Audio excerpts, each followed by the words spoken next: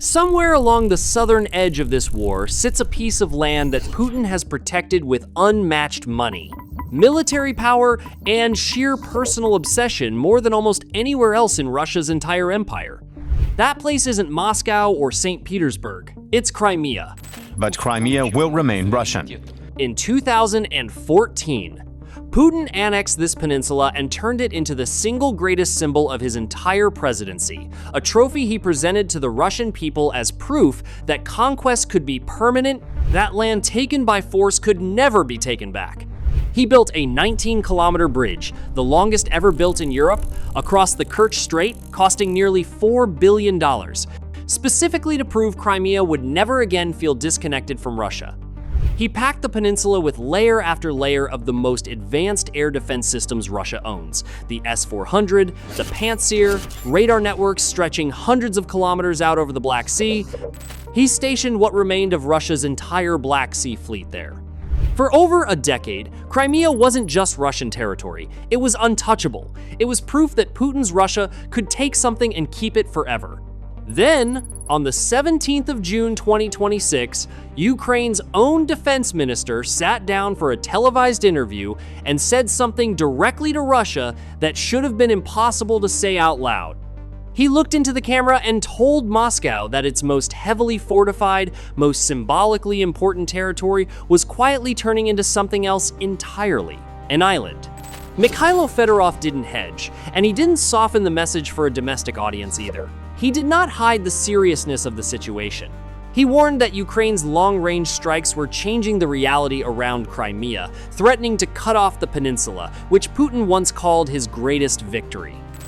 Ізоляція Криму дронами і в найближчий час виглядає так, що Крим перетвориться в острів.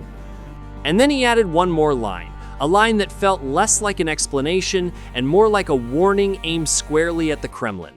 He hinted that the situation could lead to consequences Russia was not prepared for, before choosing not to reveal more. And then, almost deliberately, he stopped himself, allowing the message to speak for itself. І це може призвести до дуже несподіваних наслідків для росіян. Більше нічого не можу говорити, але єдине, що... A government minister, speaking on the record, telling the country that stole this peninsula that it's slowly, methodically being isolated from the rest of Russia entirely, and then he stopped short of revealing what comes next. That hesitation was not accidental, it was a calculated message delivered openly to Moscow. To understand exactly what Fedorov was actually threatening and why Russia has had almost no real answer to any of it, you need to see precisely what's been quietly happening across Crimea's skies for months. One radar, one missile battery, one burning wreck at a time. What Fedorov was actually describing wasn't some future plan sitting on a whiteboard somewhere in Kyiv. It was already happening, month after month, in strike after strike, chipping away at the exact defenses Putin spent over a decade building to make Crimea feel permanent.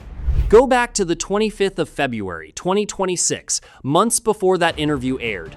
Ukraine's Special Operations Forces struck deep into Crimea and took out a Russian S-400 launcher, a critical 92 N6E radar that functioned as the system's eyes, and a Pantsir, S-1 unit that had been positioned specifically to protect that same battery from exactly this kind of attack.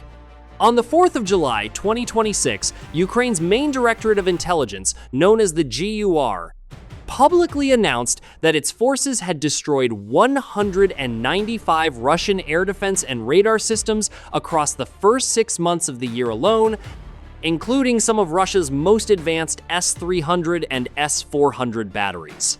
By the 26th of July, 2026, Ukraine's military intelligence agency released footage showing yet another S-400 launcher and radar system destroyed, this time in a nighttime strike positioned right beside the Kerch Bridge itself, the very structure Putin built to prove Crimea could never be isolated.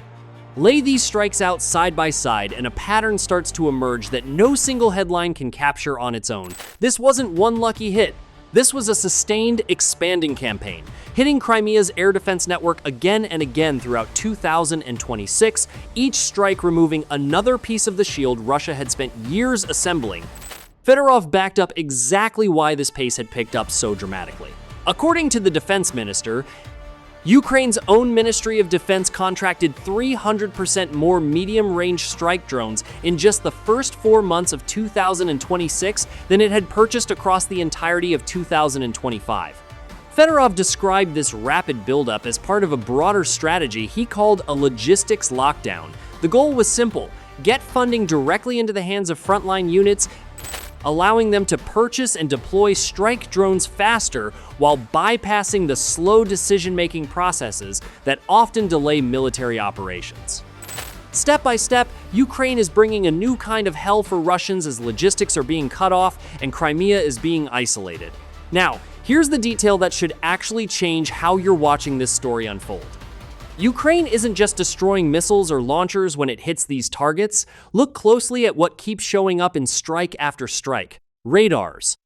Specifically, long-range radars, the systems whose entire job is seeing threats coming from hundreds of kilometers away and feeding that information to everything else defending the peninsula. That's not a random target choice.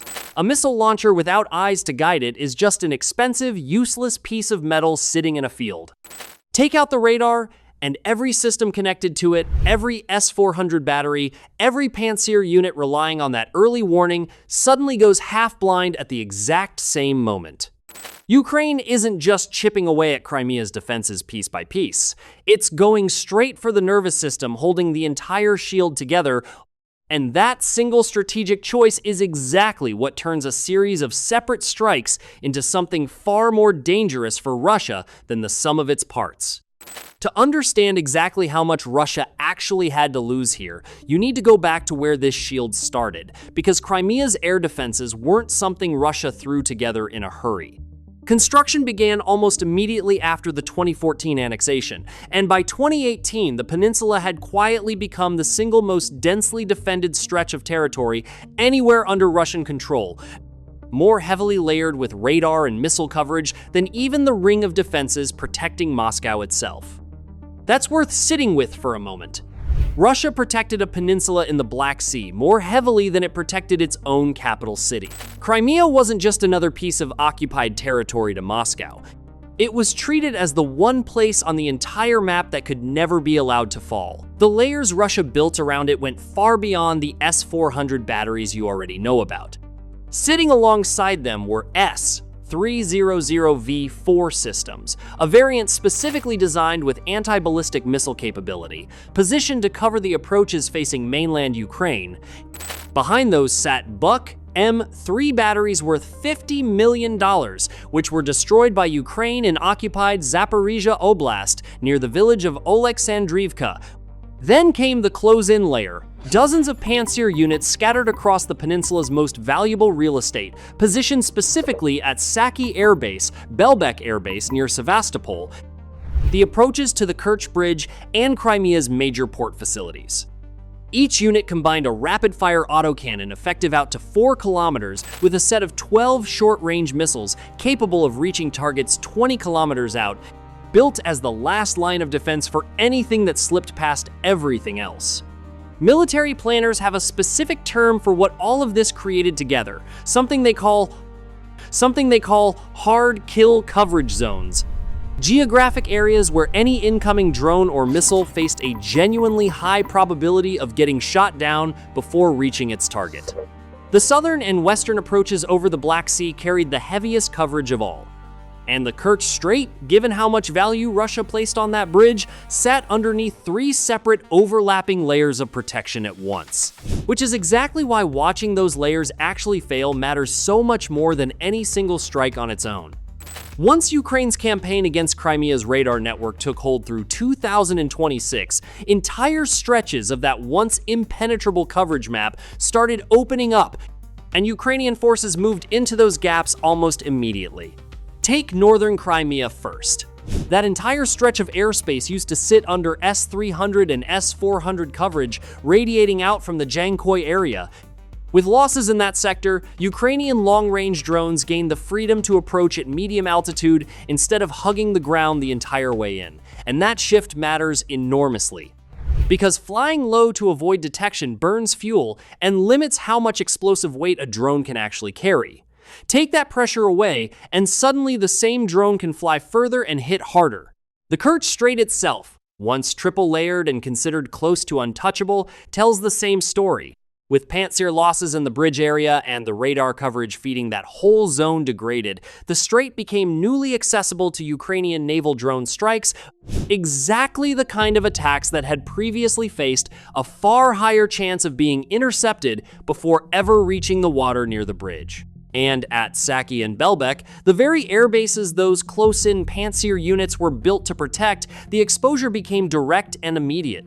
Russian aircraft sitting on the ramp, fuel trucks moving between hangars, ammunition stores waiting to be loaded, all of it had previously sat underneath dedicated point defense coverage.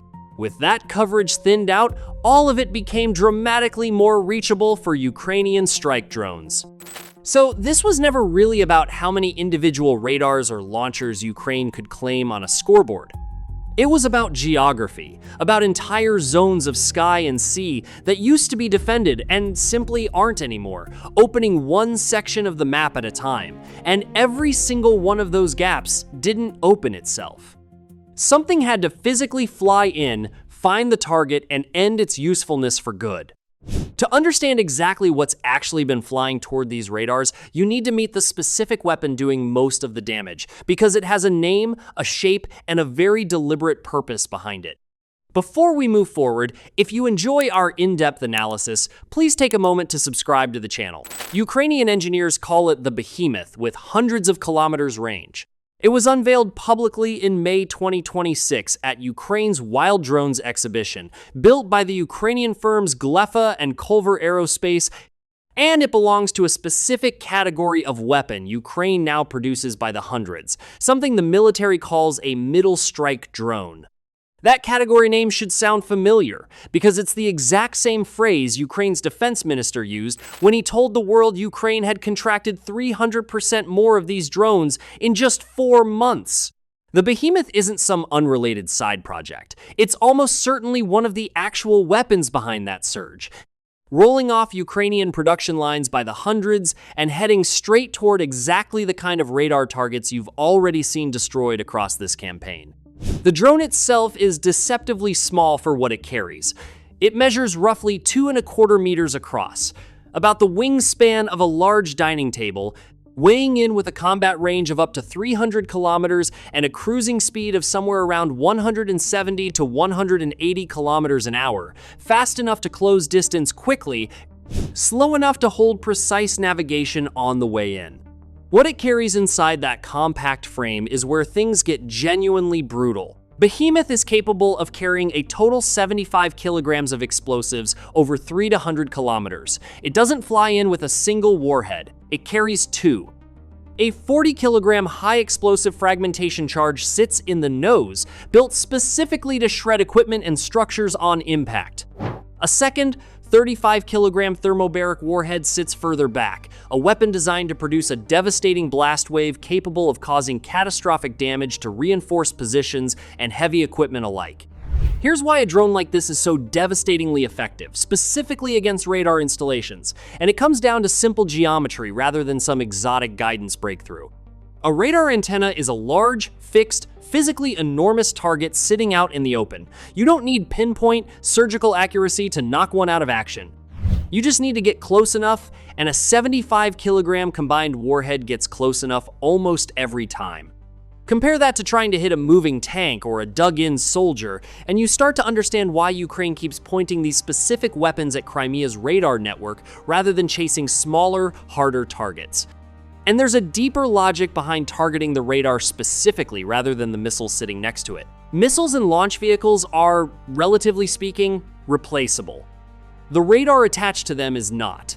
It's typically the single most expensive, least redundant piece of equipment in the entire battery, the one component Russia has the fewest spares for and the longest wait times to replace. Destroy the launcher, and Russia loses one weapon. Destroy the radar standing next to it, and Russia loses the ability to use everything else in that position at all. This isn't a theoretical weapon still waiting for its first real test either. Ukrainian defense tracking through June 2026 documented more than 300 verified strikes from this exact middle strike campaign, hitting Russian air defense systems, infrastructure, warehouses, depots, and military transport routes across occupied territory. One of the more specific hits from that same week landed directly on the Chonhar Bridge, a critical logistics route connecting occupied Kherson Oblast straight into occupied Crimea. According to United 24 media, Behemoth critically damaged the Chonhar Bridge deck, closing the key Russian supply route to occupied Crimea. Put the Behemoth's numbers next to what it's actually up against, and the mismatch becomes almost impossible for Russia to argue its way out of. You already know a single long-range radar runs somewhere between $80 and $120 million, takes years to build, and exists in such limited numbers across the entire Russian military that losing even one is a genuine strategic wound. The weapon capable of ending that radar's usefulness in a single pass is a 2-meter-wide aircraft, built domestically, already in serial production, and already flying missions by the hundreds. That's the uncomfortable equation sitting at the center of this entire campaign now. Russia isn't losing a slow trickle of outdated equipment to a lucky strike here and there. It's watching a purpose-built weapon, produced specifically for this exact job, get manufactured faster than its most irreplaceable defenses can ever be rebuilt. And every single radar that goes dark under that pressure doesn't just weaken one corner of Crimea's shield. It widens the very same gap Ukraine's defense minister was warning Russia about from the very start of this story. Everything you've just learned about radars and drones sounds like a story confined to military hardware, until you see what it's actually doing to real people living on that peninsula right now. In June 2026, Crimea's Russian-installed authorities declared a state of emergency and suspended fuel sales to ordinary individuals and businesses entirely, a direct response to the shortage this exact campaign had already caused. A woman named Olesya, living in Sevastopol, told the Moscow Times exactly what that actually looks like on the ground. She and a group of friends spent hours together trying to secure a single QR code, the only way left to legally purchase fuel, hoping that just one of the 10 people sitting there might get lucky. Even with a code in hand, the ration was capped at 20 liters, barely 5 gallons per visit. Another resident described the daily reality in far starker terms. He said, "There's no gasoline here. The children constantly hear explosions, and electricity and water are rationed too. I don't know when this will end." Here's the detail that should genuinely surprise you, because Russian leaders rarely admit weakness in public, let alone about something this basic. In a meeting with senior officials, Putin himself directly acknowledged the devastating economic crisis due to Ukrainian attacks. According to Russian state news agencies, he said, Ukrainian strikes had caused fuel rationing across the country. Problems for drivers and for businesses persist. Unfortunately, there are still queues at petrol stations too. That single admission matters more than almost any statistic in this story, because it means this crisis had already grown too visible for the Kremlin to simply deny it away. The maritime side of the campaign closed the loop entirely. By the 11th of July 2026, Russia was forced to suspend civilian shipping through the Kerch Strait and the Don to Azov Sea shipping canal altogether, following a sustained wave of Ukrainian attacks on the oil tankers that had been supplying the peninsula. Zelensky described these strikes using a phrase he's leaned on repeatedly throughout this campaign, calling them Ukraine's long-range sanctions.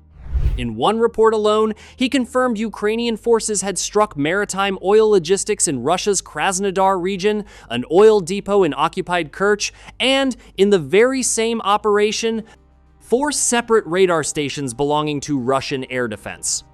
That detail alone tells you everything about how connected this entire campaign really is. The same night, the same operation, both the radars protecting Crimea and the fuel meant to keep it running went up in flames together. And this pressure didn't stay contained to Crimea for long either. By July 2026, fuel restrictions had spread far beyond the peninsula, directly affecting roughly 50 million people, close to 35% of Russia's entire population. What started as a campaign to isolate one occupied territory had grown into a fuel crisis Russia's own mainland could no longer avoid. Crimea's tourism industry, the peninsula's economic lifeline and a source of pride Putin has promoted for over a decade, took the same hit. Analysts covering the region describe a sharp decline in tourist flows arriving in the summer of 2026, driven by the same combination of fuel shortages, blackouts, and the constant reality of drone strikes making a beach holiday feel like anything but a getaway. Step back from any single fuel line or any single radar strike, and a much bigger picture starts to take shape. One built entirely around the three physical routes that connect Crimea to the rest of Russia at all. Every one of them is now in trouble. The first is the Kerch Bridge itself, Putin's nearly $4 billion monument to permanence. Even before the wider shipping suspension, Russian authorities had already restricted the bridge from carrying fuel and hazardous cargo, the exact commodity Crimea needed most, forced instead through slower, more limited alternatives. The second route runs overland, through Zaporizhia and Kherson in occupied southern Ukraine, roughly 300 kilometers of contested territory connecting mainland Russia to the peninsula. It remains Crimea's last flexible supply line, and it's precisely the corridor Ukraine's medium-range drone campaign has spent months specifically targeting. The third route is the Azov Sea itself, and as you already know, that one didn't just weaken. It effectively shut down. Once Russia suspended civilian shipping through the Kerch Strait and the Don to Azov Canal in July, the maritime option that once carried fuel and cargo freely around the peninsula stopped functioning as a reliable route at all. 3 routes in, all 3 under real, sustained pressure at the exact same time. That is precisely the mathematics behind the word Ukraine's defense minister chose so deliberately back at the start of this story. An island isn't a place with 0 connections left to the mainland. It's a place where every single connection has become slow, restricted, and unreliable all at once, and that's exactly the position Crimea now finds itself in. Now, in fairness, it's important to end this story honestly rather than dramatically, because Crimea has not been retaken, and Russian forces remain stationed across the peninsula. The land corridor still functions, even if it's degraded. The bridge still stands, even if it's restricted. This is not liberation. This is something else. A slow, expensive, grinding form of pressure that Ukraine has sustained now for months without needing a single tank to cross a single front line. What makes this genuinely different from the rest of the war is where Russia's own naval power actually sits right now. What remains of Russia's Black Sea Fleet isn't operating from Sevastopol anymore. The port city Russia spent a decade turning into its proudest naval symbol in the region. It's been operating instead from Novorossiysk, hundreds of kilometers to the east, safely on the Russian mainland, about as far from Crimea as Russia's own navy has ever needed to retreat. So here's where that leaves the story. Ukraine's defense minister started back in June. He said Crimea was becoming an island, and he refused to explain exactly what came next. Maybe he didn't need to. Watch the fuel lines, watch the shipping suspension, watch a Russian president admitting queues at gas stations on camera. None of that requires a prediction anymore. It's already happening on the very peninsula Putin once called permanent, unshakable, and forever Russian. Radars and fuel lines are only half of how Ukraine has been rewriting the rules of this war. The other half happened quietly, almost gently, floating nearly 5 miles above the ground, and that's exactly what we covered in our last video.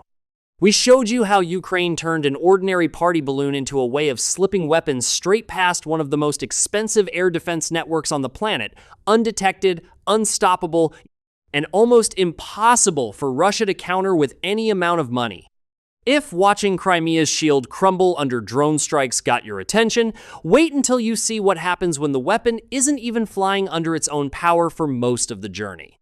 Go watch it next, because between the 2 videos, you start to see the full picture. Russia's defenses are being beaten on the ground, in the water, and now in the sky itself, all at the exact same time.